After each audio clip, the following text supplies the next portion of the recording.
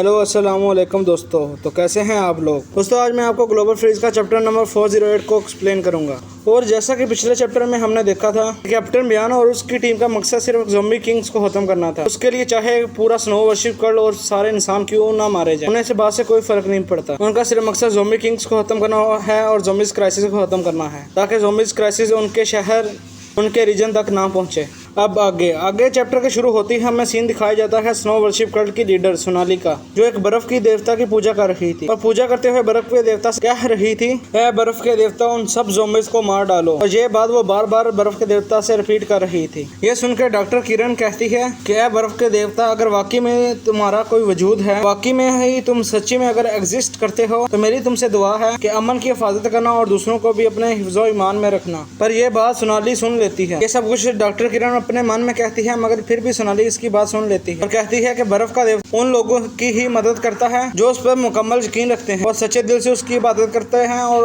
उसकी ही बर्फ का देवता मदद करता है। जब ये सोनाली बात करती है, डॉक्टर किरण बहुत ज्यादा हैरान हो जाती है, क्योंकि ये सब दुआ वो अपने मन में कर रही थी। और सोनाली की पावर को देखकर डॉक्टर किरण बहुत ही ज्यादा हैरान हो जाती है। उसके बाद सोनाली डॉक्टर किरण के पास आने लगती है, आते हुए कहती है कि तुम बहुत ज्यादा परेशान हो, तुम बहुत ज्यादा अपने आप को कमजोर महसूस कर रही हो, कि तुम अपने बॉयफ्रेंड की बिल्कुल भी मदद नहीं कर पा रहे, तुम ज़ॉम्बी वार में उसकी बिल्कुल भी मदद नहीं कर पा रही, क्या तुम इससे शर्मिंदा हो। उस पर डॉक्टर किरण कहती है, नहीं ऐसी कोई बात नहीं है, मैं पेशे से एक डॉक्टर हूँ और डॉक्टर होने का मतलब यही है कि मैं सिर्फ जख्मी लोगों की मदद कर सकती हूँ और उन लोगों का इलाज कर सकती हूँ। और डॉक्टर होने की वजह से मैं अमन के साथ मैदान जंग में जाकर नहीं लड़ सकती, और मेरा काम ही है सिर्फ दूसरों की मदद करना, कि मैदान जंग में जाकर किसी दुश्मन से लड़ना। उसी वक्त सोनाली की आइज बहुत ज्यादा ग्लो करने लगती है। वो इन चमकती हुई आंखों से डॉक्टर किरण को कहती है कि मुझे ऐसा लगता है क्या पता तुम में म्यूटेंट बनने की काबिलियत हो। सोनाली डॉक्टर किरण की आंखों में आंखें डालती है तो डॉक्टर किरण की भी आइज ग्लो करने लगती है, जैसे कि डॉक्टर किरण हिप्नोटाइज हो चुकी हो। उसी वक्त ही डॉक्टर किरण अपनी आइज को क्लोज कर लेती है और वो अमन की उस बात को याद करती है जब अमन ने उसे बोला था कि आपने इन बर्फ के देवता की पूजा करने वाले लोगों पर किसी पर भी यकीन नहीं, इन लोगों की किसी भी बात में नहीं आना, आपने इनसे बहुत ज्यादा मुहतात रहना है। डॉक्टर किरण अमन की उस हर एक बात को याद करने लगती है जब यहाँ पर आने से पहले अमन ने डॉक्टर किरण को जो बातें बताई। ये सब सोचने के बाद डॉक्टर किरण सोनाली से कहती है कि मैंने किसी से सुना है कि आप किसी को भी म्यूटेंट बना सकती हो, किसी भी शख्स की पावर को जगा सकती हो। उस पर सोनाली डॉक्टर किरण को कहती है, तुम सिर्फ एक नॉर्मल म्यूटेंट नहीं बन सकते, तुम में जो काबिलियत है, तुम्हें बहुत ज्यादा एक हाई लेवल की पावर मिल सकती है, बस तुम्हें एक ताकतवर इंसान बनने के लिए एक मौका चाहिए। सब वो डॉक्टर किरण को कहती है। उसकी ये बातें सुन के डॉक्टर किरण सोचने लगती है कि मेरे आसपास हर शख्स एक म्यूटेंट और हर किसी के पास कोई ना कोई पावर है, और मेरे आसपास अगर हर शख्स एक म्यूटेंट बन सकता है, मैं क्यों एक म्यूटेंट नहीं बन सकती,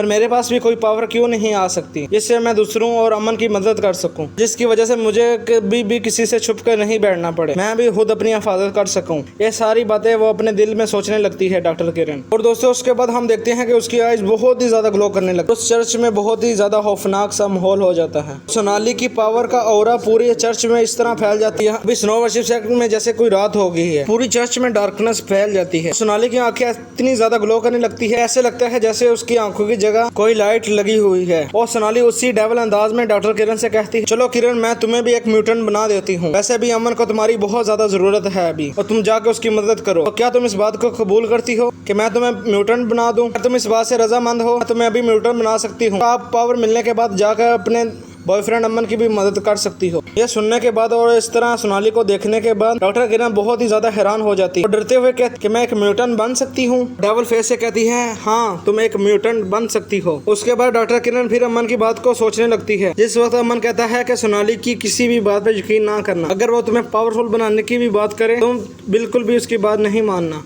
ये सोचने के बाद डॉक्टर किरण सोनाली के हाथ को झटक देती है और कहती है कि मुझे म्यूटेंट बनने की जरूरत नहीं, मैं ऐसे ही अच्छी हूँ और आपका ऐसा करने के लिए शुक्रिया, पर मुझे इसकी बिल्कुल भी जरूरत नहीं है। गुस्से से सोनाली के हाथ को अपने से दूर कर देती है। उस पर सोनाली एक क्यूट सा चेहरा बना के कहती है, इससे कोई फर्क नहीं पड़ता, अगर तुम म्यूटेंट नहीं बनना चाहती तो ना बनो, तुम इसके बारे में आराम से बैठ कर सोच सकती हो कि तुम्हें एक म्यूटेंट बनना है या नहीं बनना। तुम्हें एक बर्फ के देवता ने एक मौका दिया है पावर हासिल करने का, और नया इस बात को कबूल करना हर इंसान के लिए बहुत मुश्किल है, मगर तुम जब भी चाहोगी मैं तुम्हें एक म्यूटेंट बना दूंगी। ये कहने के बाद सोनाली वहाँ से चली जाती है, फिर वापस जाके बर्फ के देवता की पूजा करना शुरू हो जाती है। उसके बाद देखते हैं कि हम ज़ोंबी से फाइट का सीन हमें दिखाया जाता है कि आधा घंटा हो गया है कि अमन और बाकी सबको ज़ोंबी से लड़ते हुए, मगर ज़ोंबीज़ की तादाद में कोई फर्क नहीं आ रहा। ज़ोंबीज़ और ज्यादा आते ही जा रहे हैं, आते ही जा रहे हैं। उस पे साउथ आर्मी बेस की लीडर कैप्टन को एक वॉइस मैसेज करती है और कहती है कि ज़ोंबीज़ को रोकना हमारे लिए बहुत ही मुश्किल होता जा रहा है और हम इन्हें ज्यादा देर तक नहीं रोक सकते। आपका इस बारे में क्या ख्याल है? आपको कितना ज्यादा टाइम लगेगा बिग किंग को मारते हुए? हमें कितनी ज्यादा देर इनको रोके रखना है? उस पे कैप्टन उससे कहता है कि हम सबवे टनल में सिर्फ घुसने ही वाले, ज़ोंबी किंग को मारने के लिए हम सबवे टनल के अंदर जाके उनको तलाश करेंगे। अगर तुम लोग